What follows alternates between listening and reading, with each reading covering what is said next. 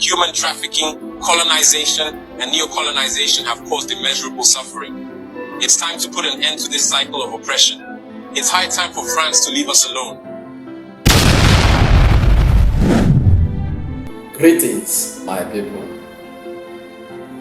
Senegal new elected president, the speech that Europeans are complaining about. All the radio stations, all the television stations are talking about this speech. But as you're listening to this speech, make sure you watch it to the end. Not only watching it to the end, drop your comment below whatever you think about this speech. He is saying no to all Europeans.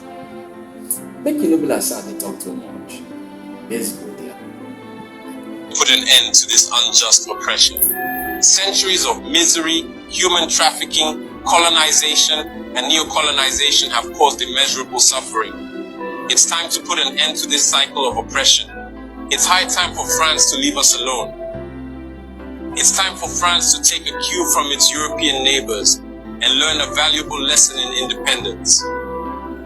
Germany is the leading economic power in Europe, significantly surpassing France, which is ranked as the third or fourth largest economic power globally. Germany does not exploit any country, any colony.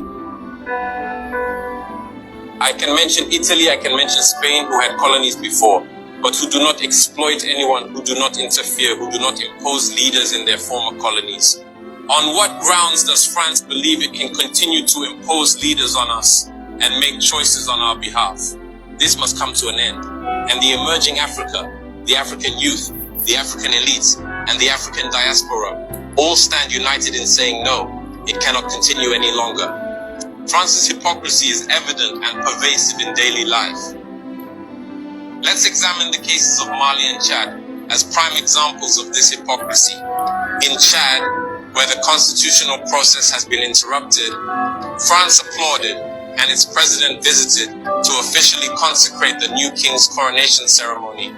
In Mali, where it is not the constitutional process that has been interrupted, but the transition process, France has condemned and even packed up its things to say that it is leaving Mali. That's hypocrisy. It's the double standard. It is the double language that France employs in its dealings with Africa.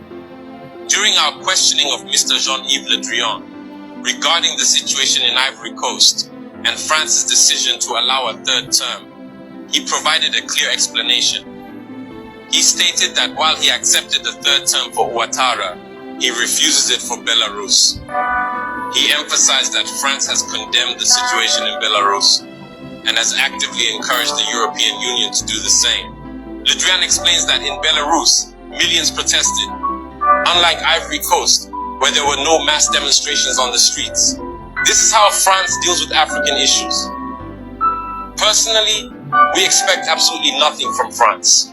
We desire her to cease meddling in our matters so that the people of Senegal can exercise their freedom of choice rather than being influenced by France's selection of a candidate using the tactics we are aware of.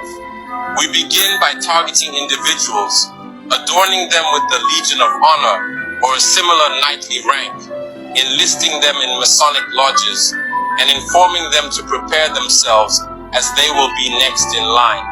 Even the hypothesis that Macky Sall may not succeed, we know who is being prepared by France. This must come to an end. It will not occur in this manner any longer. Let's be clear. We have absolutely nothing against the French people.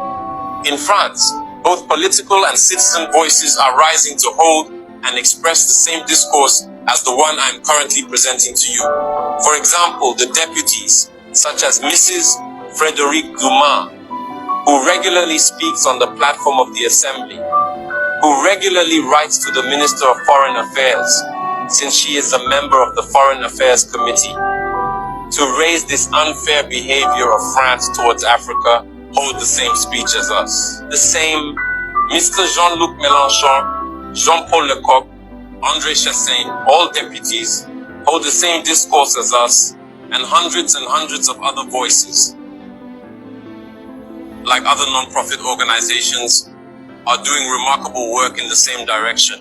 We strongly urge France to listen to the voices that speak to it about our plan for a more collaborative, fairer, and sustainable partnership between Africa and France. It is crucial that we work together towards a future that is equitable, just, and environmentally conscious. If she listens, I believe we'll have beautiful days ahead in our collaboration together. If he doesn't know how to cut it, thinking he can continue to function like in the time of our grandfathers, this African youth no longer accepts it. France must make preparations for a definitive break and completely withdraw from Africa. Africa belongs to Africans, not France.